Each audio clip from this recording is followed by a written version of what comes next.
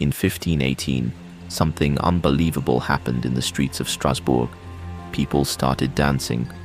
At first, it seemed harmless, but as the days passed, the situation became increasingly disturbing. Some collapsed from exhaustion, others appeared completely unable to stop, and more than 500 years later, historians are still asking the same question. Why didn't they stop? It all began in July of 1518. According to historical records, a woman known as Frau Trophäa stepped into the streets of Strasbourg and began to dance.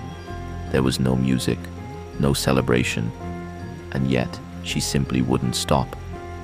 At first, people assumed it was only temporary, but the next day she was still dancing, and within days, others began to join her. As the days passed, the number of dancers continued to grow. Dozens of people, then hundreds. The streets became filled with people dancing uncontrollably. Some believed it was a punishment from God. Others thought evil spirits had taken hold of the victims.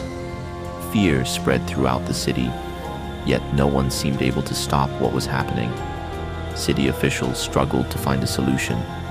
According to some accounts, authorities even allowed the dancing to continue, believing that the afflicted would recover if they simply danced it out.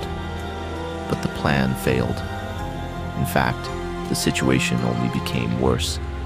People continued dancing for days, and the city slowly descended into an atmosphere of fear and confusion. The first theory points to religious fear. During the early 16th century, many Europeans strongly believed in divine punishment and supernatural forces. Some historians suggest that widespread fear may have triggered a collective psychological reaction, a reaction powerful enough to spread from person to person. Today, many experts favor a different explanation: mass psychogenic illness. In extreme situations, stress, fear, and social pressure can influence human behavior in unexpected ways. According to this theory, the dancers may have been experiencing a psychological crisis rather than a physical one. Another theory focuses on the food people were eating. Some researchers have suggested that a fungus growing on rye grain may have caused hallucinations and unusual behavior.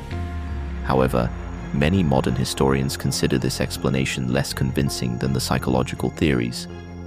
The truth is, we still don't know exactly what happened in Strasbourg.